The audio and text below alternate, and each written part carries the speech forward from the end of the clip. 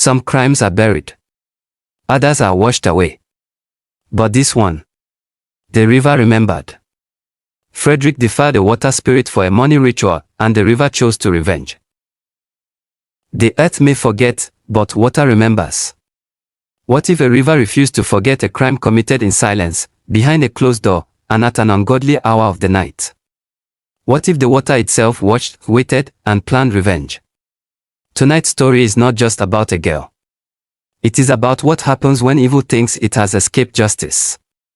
Do you believe rivers can remember pain? What if the water you cross every day knows your secrets? If justice did not come from humans, would you fear it more?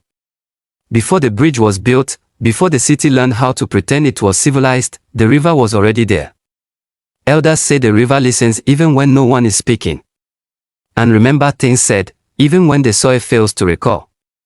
On the night Deborah turned 12, the river stirred. Deborah did not hear it then. She was asleep on a thin mattress beside her brothers, her chest rising and falling in the gentle rhythm of childhood peace. Outside, Lagos breathed, cars humming in the distance, generators coughing into the dark. Her life was small, ordinary, and safe. That was about to change. Deborah earned her nickname, the Water Girl, long before she understood its meaning. Every morning, she carried water. In a blue keg. Along a quiet road. Walking up the road with bare feet. Bare feet that knew where the sharp stones slept. Neighbors watched her pass and nodded approvingly. In their eyes, she was a good girl. Helpful. Obedient. Invisible in the way children often are when they cause no trouble. Her mother trusted her. Her father praised her. Her brothers followed her everywhere. Deborah believed the world rewarded goodness. She did not yet know that goodness is sometimes what attracts wolves. Everyone thought Deborah was just a quiet, obedient child. But what if her kindness made her a target? What if goodness attracts evil before it attracts protection? Do you think being too good can make someone vulnerable? Mr. Frederick was the kind of man parents relaxed around. He greeted the elders properly. He smiled at children. He complained about life in a harmless way. His Uber car was always clean. His voice always calm. When Deborah's parents spoke about traveling to the village for a very important occasion, it was Frederick who stepped forward. "Don't worry, I will take care of them, my wife will keep an eye on them," he said easily. "You know me when it comes to taking care of the little ones." Trust settled like dust. No one noticed how his eyes lingered too long when Deborah passed. The morning Deborah's parents left, the house felt hollow. Her mother hugged her tightly. "Take care of your brothers?" Her father warned the boys to listen. Frederick waved from across the road and said, "Safe journey, may you go well and come back well." The car disappeared down the street. Something unseen followed it. Poverty does not knock. It presses. Frederick is a poor man, a taxi driver civilized people call Uber cab. Frederick drove through the night, counting debts instead of blessings. He wanted more money. Faster. Easier. When he finally found the herbalist at the extreme end of the cuckoo market, he was overjoyed and the words spoken were old and dangerous. "A virgin," the man said. "And the river will collect the rest." Frederick did not ask questions. Dark bargains rarely allow them to think deeply. All they crave is quick wealth, and all they see is money pouring in like a flood. That night, as Deborah slept, the river shifted again. And something ancient opened its eyes. The third night came quietly. No thunder. No warning. Only the sound of a distant generator coughing itself to sleep. Deborah lay between her brothers, listening to their breathing. Jerry talked in his sleep sometimes. Matthew kicked almost every night because of his troubles during the day. She smiled faintly, thinking of nothing in particular, her mind drifting the way children's minds do when they feel safe. Outside, a shadow crossed the compound. The door did not slam open. It opened slowly, as if the night itself had learned patience.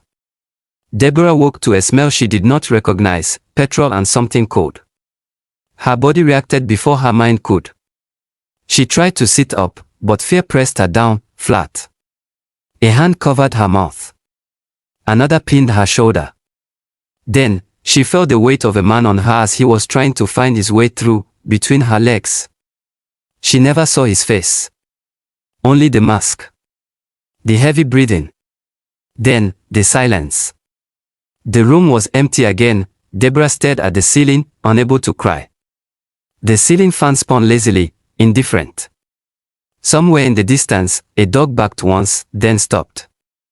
Deborah did not scream, she did not sit. She just remained on her back, her mind drifting. She had been raped. Deflowered. By who? That's where the problem lies. Raped by no one in particular, other than a masked man, whose shadow crossed the compound. She called inward, holding something invisible that had shattered.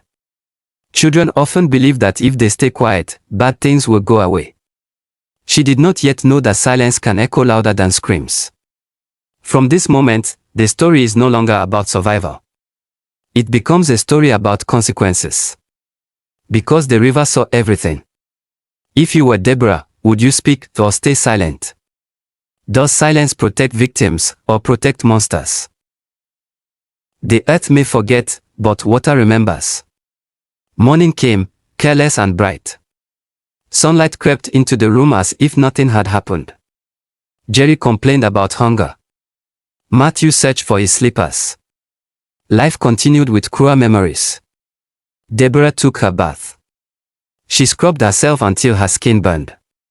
She poured water again and again, watching it run down the drain, hoping it would take the night with it.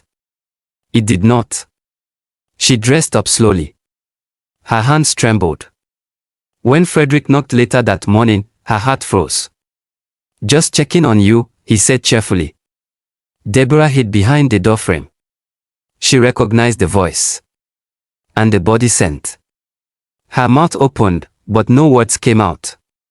Frederick's eyes flickered, just for a second. Then he smiled and left. That night, Deborah dreamed of water rising. Frederick did not sleep.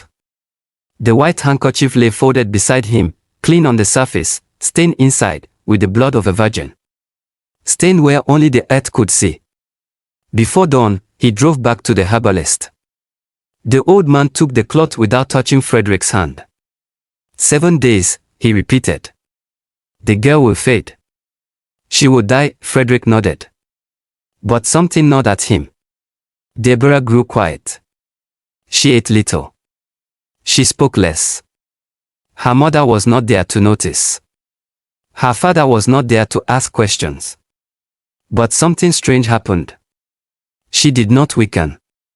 Instead, she began waking before dawn, drawn to the tap outside. She would stand there, staring at flowing water as if listening. Sometimes she whispered back. On the 7th day, nothing happened. No sickness. No death. The river did not take her. Frederick was scared. On the 8th day, Frederick received 3 ride requests back to back. Good fares. Good tips. At first, he laughed nervously. Then the money kept coming. By the end of the month, he had more than he'd earned in 6 months. He stopped thinking about Deborah. But the river was only beginning. The man got rich. The girl did not die. So why did the river begin to follow him? Do you believe stolen wealth always carries a price? If evil succeeds today, does it always win forever? That same night, Deborah dreamed of a woman rising from water, her hair floating like weeds. You are not mine, that's why I didn't take you, the woman said softly. But he is. And he has nowhere to run. Deborah's mother returned from the village with stories and laughter, but the house did not receive her the same way it used to. Something had changed. Something had gone wrong. What exactly, she didn't know. It was not something that could be named easily. It was in the way Deborah paused before answering questions, in the way her eyes followed running water longer than necessary, in how she woke before the rooster and stood outside barefoot, even when the ground was cold. Her father too was confused. Dumbfounded. One morning, her mother found her kneeling beside the tap. Deborah, she called gently. What are you doing there? Deborah looked up slowly, as if waking from another place, a remote distant alley. "It's talking," she said. Her mother laughed nervously. "Talking?" "The water," Deborah replied. "It talks when it moves." Her mother brushed it off as childish imagination, but unease settled in her chest.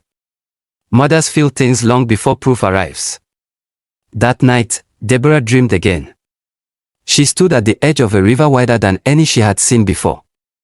The water shimmered dark green, and from its surface rose a woman whose skin glowed like moonlight trapped beneath waves. Her hair floated freely, never sinking. "You were touched," the woman said, her voice neither angry nor kind, "but you were not taken."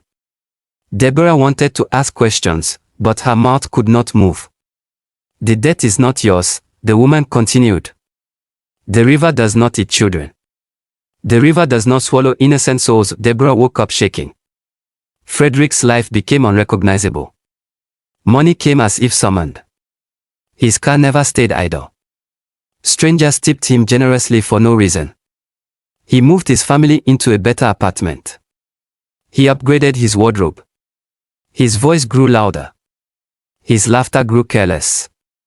But Amoka noticed the nights. She noticed how he woke sweating. How he avoided water. How he refused to cross the bridge unless absolutely necessary. One night, she asked quietly, "Frederick, what did you do?" Frederick snapped at her. "Do you want us to be poor again?" Amoka said nothing after that. But silence has weight. The weight that keeps troubling the mind, persistently for answers. Then, the warning came through the water. One afternoon, Frederick's car stalled near the lagoon. The engine died suddenly, though it had been fine moments earlier. As he stepped out, the air shifted. The water rippled unnaturally. For a moment he would later deny, Frederick saw a reflection that was not his own staring back at him. He sped away when the car finally started. That night, his dreams filled with drowning. Deborah's mother noticed the bruises later. Not fresh. Old. Hidden. Her heart dropped. It took patience to draw the truth out of Deborah, but when the words finally came, they came broken and soaked in tears. "A man," Deborah whispered. "He wore a mask." Her mother screamed. The house shook. Deborah's father wanted blood. The mother wanted justice. But when they reported the matter at the police station, there was no proof. No witness. No name. Only stories. Only silence. And silence protects monsters. After some days, Deborah stopped fearing the water. She began greeting it. Whenever she fetched water, she whispered thanks. The water always flowed freely for her. Sometimes, it felt warm. Frederick, meanwhile, could no longer escape it. His shadows followed him everywhere. Every ride seemed to end near water. Every road curved toward the bridge. The river had begun to follow him. One night, Frederick picked up a passenger, a woman, who entered his car dripping wet, even though it had not rained. She smiled. "Do you remember me?" she asked. What would you do if a passenger entered your car without opening the door? And what if she already knew your name? Would you keep driving? Or would fear stop you cold? The woman entered Frederick's car without opening the door. One moment the back seat was empty. The next, she was there. She smelled of rain and river weeds, though the night was dry. Her clothes were wet, too wet for Lagos streets, and her skin shimmered faintly under the dashboard light. Frederick's hands tightened on the steering wheel. "Madam," he said, forcing calm into his voice, "your destination." She smiled slowly. "You already know?" Frederick swallowed. His mouth tasted like metal. He drove. The road felt wrong. The streetlights flickered as though struggling to remain awake. Every time he glanced into the rearview mirror, her eyes met his, not reflected, but watching. When he stopped the car, in the middle of Third Mainland Bridge, not by his will, but the engine stopped. As the car came to a halt, she stepped out. Frederick waited for the sound of footsteps. There was none. When he looked again, she was gone. But the seat was wet. Frederick returned home shaking. Amoka noticed immediately. "You saw her," she said quietly. Frederick froze. "Who?" "The woman you dream about," Amoka continued. "The one who smells like water." Frederick collapsed into a chair. For the first time in months, fear stripped him bare. "I didn't mean for it to go this far," he whispered. Amoka did not comfort him. Instead, she remembered Deborah. She remembered the quiet girl who fetched water every morning. And suddenly, everything made sense. That same night, Deborah dreamed again. She stood knee-deep in water. Around her, voices hummed like distant drums. The woman rose before her once more. "It is time," the woman said. "For what?" Deborah asked. "For balance. The time has come for the wicked to reap what they have sown." Deborah felt no fear. Only calm. "You will live," the woman continued. "But you will never forget." Deborah nodded. She woke up knowing something had shifted. Frederick tried to avoid night rides. But when money called, habit answered. When the request came, "Pick up near Yoba, drop off unknown," he hesitated. Then accepted. The bridge stretched ahead of him, long and glowing. Halfway across, the car slowed on its own. "Stop," the woman said from the back seat. Frederick screamed. The bridge dissolved. Water rose. The city vanished. Frederick stood on wet sand. The ocean surrounded him. Voices rose from beneath the waves, old voices, layered voices, voices that had swallowed secrets for centuries. "You traded a child," they said. "For money." Frederick begged. "The river did not bargain. But it favored you. When you deserved nothing." As the waves closed in, Frederick screamed one final name, "Deborah." And the water answered. The river waited. Not to kill quickly, but to teach a lesson no soul forgets. Is death worse than living with guilt? The river did not rush. It was calm, flowing gently. That was the first thing Frederick noticed.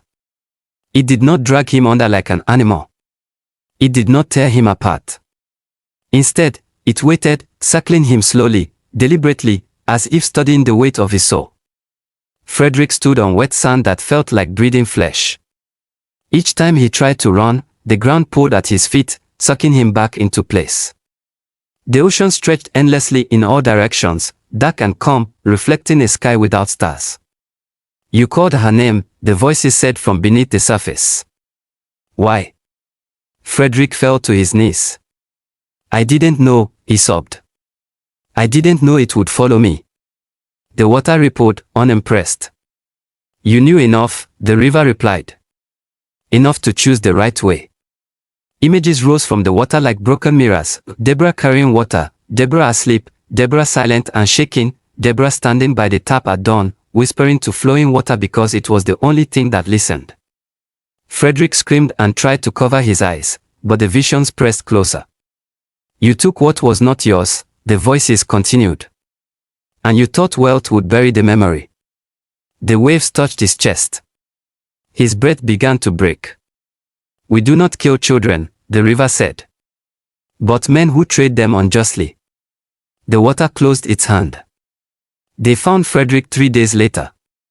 Fishermen first thought he was dead. His body lay tangled in reeds near the lagoon, skin pale, lips cracked, eyes wide open but empty. When he laughed, they jumped back. It was the laugh of a man who had seen too much and returned with nothing. The laugh of a man that sees more than every other person around him. Frederick did not recognize his name. He did not recognize Amoka. He screamed whenever he saw water. Even rain sent him into violent fits. Doctors called it madness. The elders called it the aftermath. Amoka watched from a distance as her husband rocked back and forth, muttering apologies to no one in particular. She felt no anger anymore. Only grief. Some deaths do not end with death. They end with living. Deborah changed after that night. Not in ways people noticed immediately. She returned to school. She laughed sometimes. She helped her mother again. Life resumed its shape. But something ancient lived quietly inside her now. She no longer feared water. She respected it. Whenever she fetched water, the tap never failed her. During dry seasons, her keg was always full. When neighbors complained of shortages, Deborah's home remained untouched. At night, she dreamed less. And when she did dream, the woman in white no longer rose from the river. She stood beside Deborah instead. "You carry memory," the woman said once. "That is not a curse." Deborah nodded. She understood. Years passed. The bridge remained busy. Cars moved endlessly. Lagos pretended nothing unusual had happened. But the elders remembered. They told the story carefully, only at night, only when children were quiet enough to listen. They spoke of a man who wanted quick riches. Of a child the river refused to take. Of water that waited patiently for justice. And when children asked why drivers feared late-night passengers in white near the bridge, the elders answered, because not all journeys are forward. Some are downward. And endless beneath the ocean. Deborah grew into a woman. Strong. Quiet. Unafraid. Sometimes, when she crossed the bridge, she felt a cool breeze brush her face, gentle, familiar. Like a blessing. Like a reminder. And when the river moved beneath her, it moved peacefully. Its death was settled. Its memory intact. Its warning still alive. The earth may forget, but the water remembers. And when it rises, it collects what is owed. Some stories end with death. Others end with memory. This one ends with a warning. Do you believe the river did the right thing? If justice is delayed, should nature take its course? What lesson stayed with you the most? If this story touched you, disturbed you, or made you think, please like this video, share it with someone who loves deep folk tales, and subscribe to Stay Folktales for more stories that leave a lasting impression. The earth may forget, but water remembers.